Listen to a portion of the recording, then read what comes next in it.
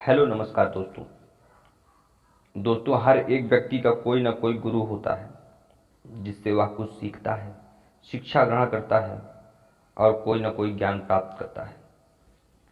लेकिन दोस्तों, क्या आप जानते हैं कि पाप का गुरु कौन होता है? अगर आप हमारे चैनल में नए हैं तो चैनल को सब्सक्राइब कर लें और लेटेस्ट वीडियो के लिए बेल आइकन प्रेस कर लें।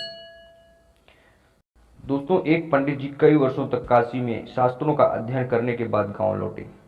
पूरे गांव में शोहरत हुई कि काशी से शिक्षित होकर और धर्म से जुड़े किसी भी पहेली को सुलझा सकते हैं। शोहरत सुनकर एक किसान उनके पास आया और उसने पूछ लिया, पंडित जी, आप हमें यह बताइए कि पाप का गुरु कौन होता है?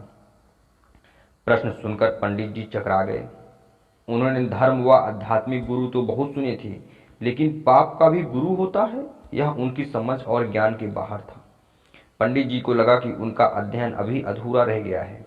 वह फिर काशी लौट गए।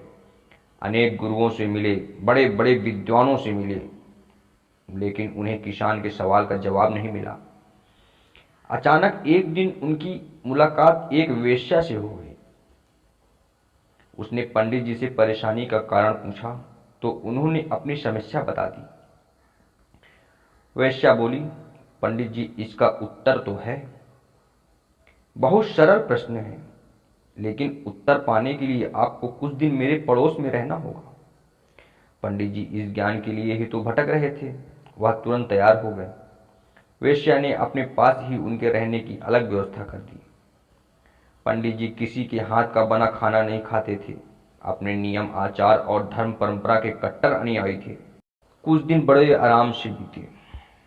वेश्या के घर में रहकर अपने हाथ से खाना बनाते खाते कुछ दिन तो बड़े आराम से बीते, लेकिन सवाल का जवाब अभी भी नहीं मिला।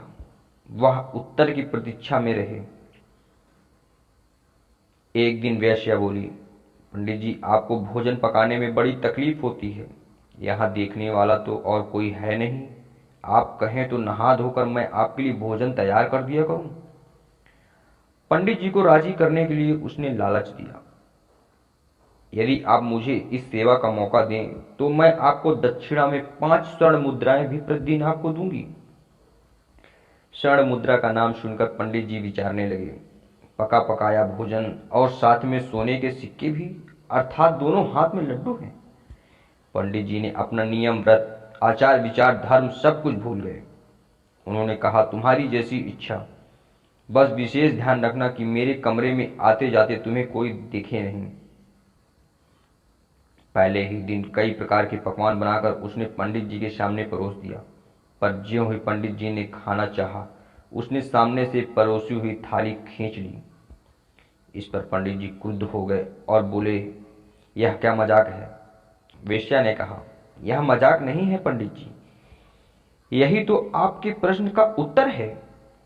यहाँ आने से पहले आप भोजन तो दूर किसी का हाथ का पानी भी नहीं पीते थे, मगर स्वर्ण मुद्राओं के लोभ में आपने मेरे हाथ का बना खाना भी स्वीकार कर लिया। तब उस वेश्या ने बताया कि पंडित जी, यह लोभ ही पाप का गुरु है। फिर चाहे वह लोभ किसी धन का हो या किसी भी वस्तु या किसी भी व्यक्ति को अपने अधीन करने का लोभ हो, यह लोभ लालच ही पाप का गुरु है। पंडित जी को अपने प्रश्न का उत्तर मिल चुका था। वह अपने पर शर्मिंदा थे। उन्हें उस ज्ञान की प्राप्ति हो गई थी जो उन्हें शास्त्रों के अध्ययन करने पर भी नहीं मिली थी।